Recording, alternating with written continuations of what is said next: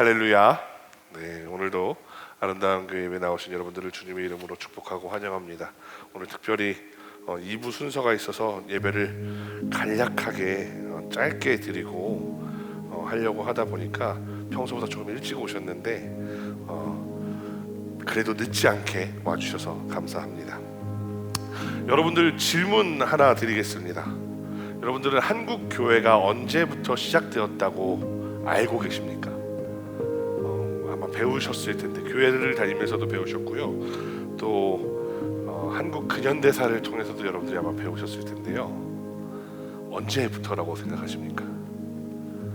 1885년 아펜젤러와 언더우드가 이 땅에 복음을 들고 들어오면서 한국 교회가 시작되었다라고 생각들을 하시는 경우가 많습니다. 외국인 선교사들이 중심이 되어서 외국인 선교사들이 주체적으로 한국에다가 복음을 전해 주었다라고 생각을 합니다. 앞서도 말씀드렸지만 근현대사에서도 그렇게 가르치고 한국 교회에서도 대부분 그렇게 가르칩니다. 그런데 또 다른 관점이 하나 있어서 제가 소개하고자 합니다. 작년에 조선 고종황제 선교 윤허 140주년 기념 이런 그런 행사가 있었는데 거기에서 이제 들었던 관점입니다. 19세기 후반에 조선은 풍전등화와 같은 상황이었다고 합니다. 외부에서는 개화를 요구하고 내부에서는 개혁이 필요했습니다. 그래서 고종 황제는 조선의 근대화 방안을 모색하려 했습니다. 때마침 조선 그리고 미국의 조미 수호 통상 조약에 따라서 1882년 보빙사절단이 미국으로 가게 됩니다. 보빙사절단의 단장은 민영익이라고 하는데 여러분들이 아마 역사 시간에 들어보셨던 이름일 겁니다.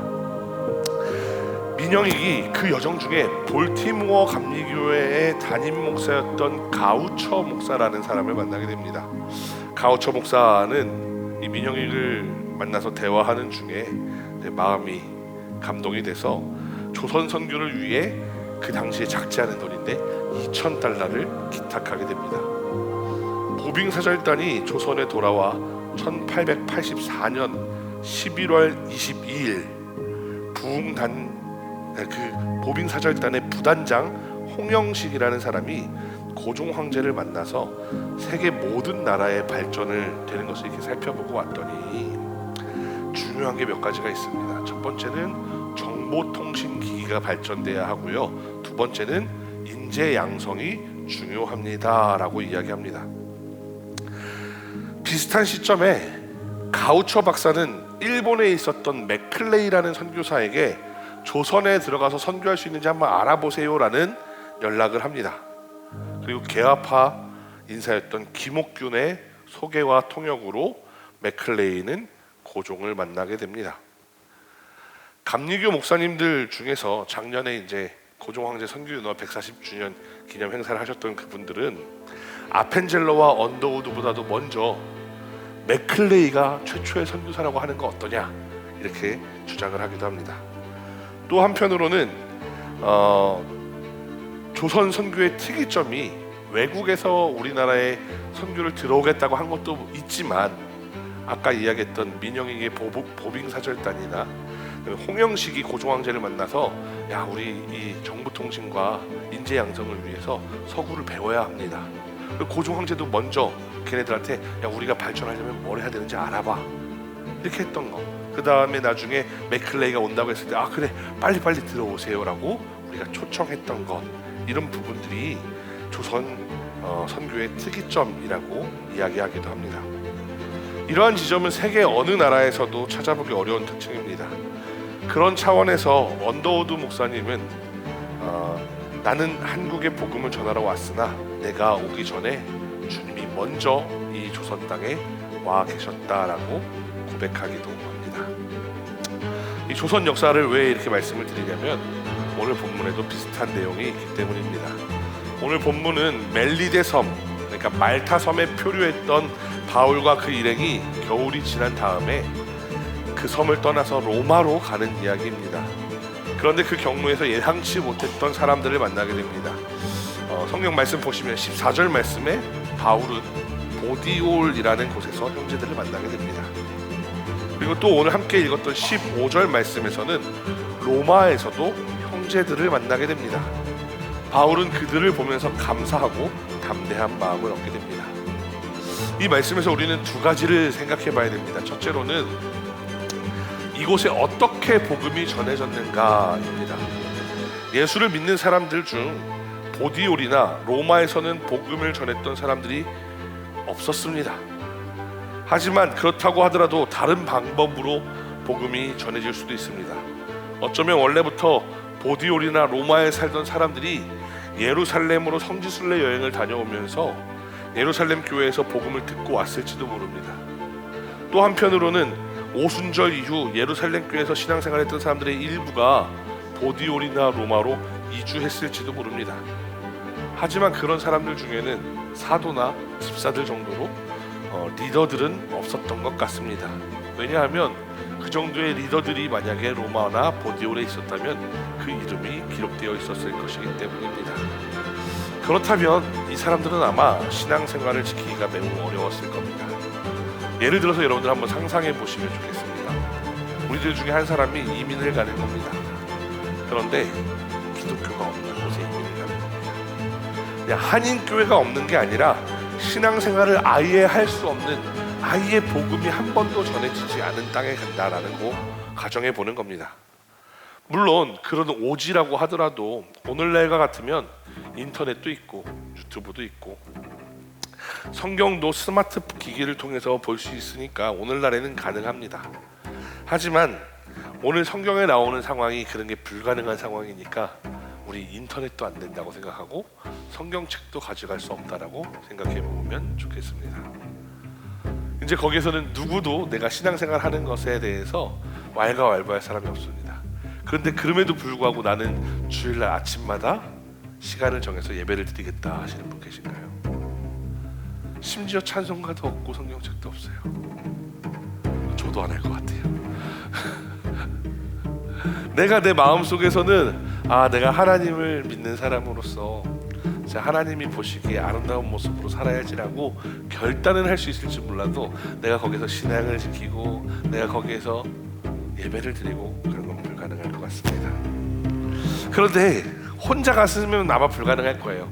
그런데 아마 한 3명, 5명 이렇게 가는 거예요. 그리고 좀 있으니까 한 5명, 10명 이렇게 더 온다라고 가정해 봅시다. 야, 있잖아, 우리 한국에서 예배 드렸을 때 좋았는데 같이 모여서 그렇게까지는 아니더라도 우리 예배를 드려볼까? 뭐 어느 정도 가능할 수도 있겠죠. 그럼에도 불구하고 제대로 된 성경도 없고, 왜냐면 이때는 성경이 쓰여지는 오늘날처럼 이런 한 권짜리 성경이 만들어지기도 전이니까 제대로 된 성경이 있지도 않고 찬송도 없고 어떻게 예배드려야 되는지 본 사람마다 경험한 사람마다 다 다르기 때문에 그렇게 예배를 드린다는 것이 매우 어려운 일이었을 겁니다. 그럼에도 불구하고 이 사람들은 335 모여서 10명이었는지 20명이었는지 알 수는 없지만 어려움 속에도 신앙을 지키려고 노력했습니다. 그리고 그들은 모두 형제가 되었습니다. 바로 이 지점, 형제라는 부분을 오늘 본문에서 살펴야 하는 두 번째 지점입니다. 바울은 이 사람들을, 자기를 마중 나온 사람들을 보면서 형제라고 불렀습니다.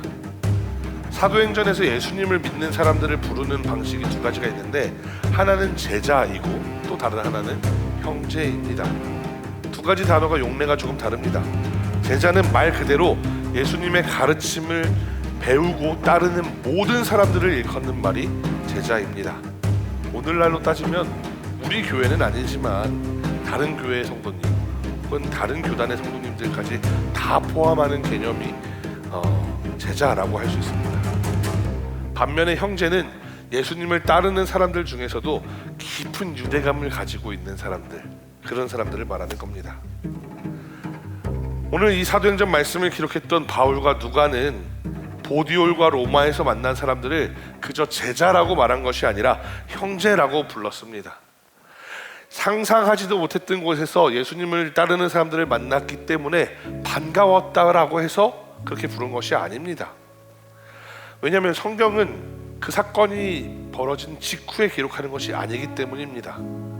오히려 이 사건이 있고 나서 시간이 어느 정도 지난 후에 그것을 기억하고 반추하면서 내가 이걸 기록으로 남겨놓는 게 좋겠어 라고 하면서 하나님이 주시는 성령의 감동을 따라서 한 글자 한 글자 적어 넣습니다. 그러한 차원에서 이 사람들이 바울과 누가가 보디올과 로마에서 만났던 사람들을 떠올려 보는 거예요. 이 사람들에 대해서 뭐라고 적어야 되지?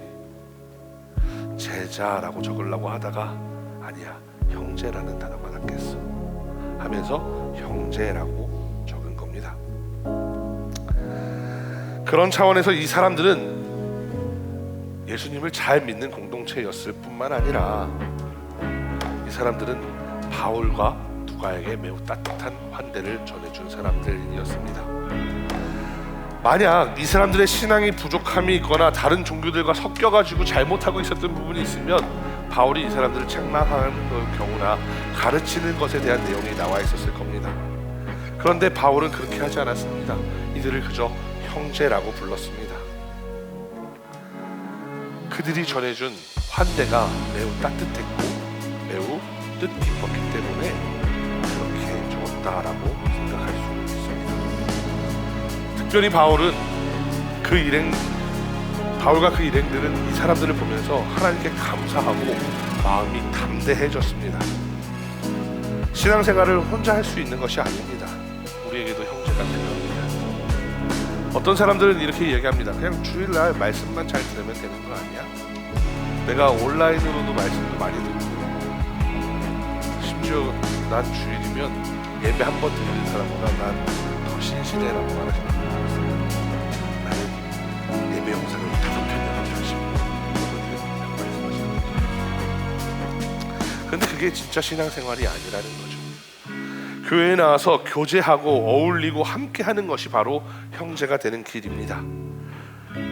교회에 와서 예배만 드리면 안 됩니다. 진정한 예배는 하나님과 교제한 것처럼 성도 간에도 교제해야 합니다. 마찬가지로 우리의 삶의 자리에서도 그런 형제들을 만나게 되기를 간절히 소망합니다. 가정에서, 직장에서, 그리고 만나는 친구들 사이에서도 신앙을 나눌 수 있는 그런 믿음의 동역자들을 만날 수 있기를 소망합니다. 오늘 설교를 시작하면서 우리나라 선교의 역사에도 뭔가 비슷한 이야기가 있다라고 말씀을 드렸습니다. 맥클레이가 조선 땅을 밟기도 전에 고종의 마음을 하나님은 준비시키셨고, 홍영식과 같은 사람이 충언을 하게 하셨으며, 김옥균 같은 사람을 예비해 두셔서 통역을 하게 하고 소개하게 했다라고 말씀드렸습니다.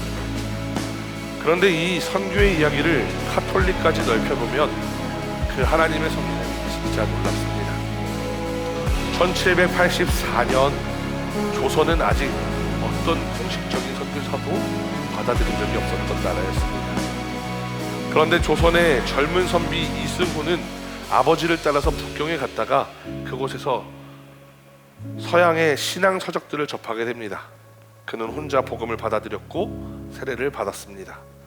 조선으로 돌아온 그는 신부도 없고 교회도 없는 이 조선 땅에서 몇몇 사람들, 여러분들 잘 아는 정약용과 정약전 형제 같은 사람들과 함께 예배를 드렸습니다. 조용한 골방에서 말씀을 읽고 기도하며 예수님을 따랐습니다. 외국인이 전한 것도 아니었고 누가 강요한 것도 아니었습니다. 하나님이 먼저 그 마음을 준비시켰고 그는 그 부르심에 응답한 것입니다. 그러고 있었던 이 사람들, 그렇게 해서 자생했던 이 사람들이 나중에 천주교 신부들이 들어왔을 때, 그리고 개신교 선교사들이 들어왔을 때 얼마나 기쁜 마음으로 그들을 맞이해 주었겠습니까? 아마 이 사람들이 그 선교사들에게, 그 혹은 천주교 사제들에게 형제가 되어 주었을 것입니다. 말씀을 마무리하겠습니다. 오늘 본문은 하나님께서 바울을 위해서 형제들을 예비해 두셨다라는 이야기입니다. 여러분들의 삶에도 하나님께서 형제를 예비해 두셨을 것이라고 믿습니다. 또한 나를 위해 예비된 형제가 누군가만 기대하는 것이 아니라 우리도 누군가에게 형제가 되어 주시기를 권면합니다.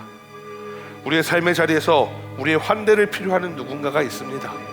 그들에게 다가가 따뜻한 말을 건네면 어쩌면 우리는 그들을 위해 예비된 하나님의 형제가 될 수 있을지 모릅니다. 오늘 말씀의 마지막은 그를 보고 하나님께 감사하고 담대함을 얻었다라는 고백으로 끝이 납니다. 우리도 우리 주변 사람들에게 야, 내가 너를 보니까 참 감사해, 내가 너를 보니까 참 마음에 용기가 생겨라는 그러한 고백을 들을 수 있도록 살아갈 수 있게 되기를 간절히 소망합니다. 오늘 말씀은 우리에게 이렇게 말합니다.